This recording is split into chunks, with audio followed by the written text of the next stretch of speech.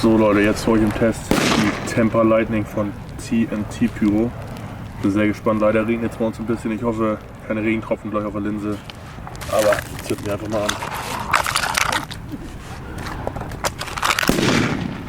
Hier scheppert es ohne Ende doch. Unfassbar. So.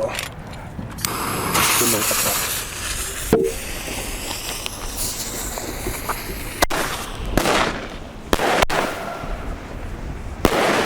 Oha!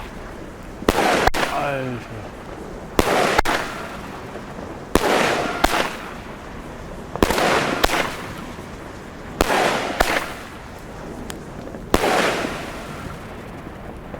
Wow, Wahnsinnsausbreitung.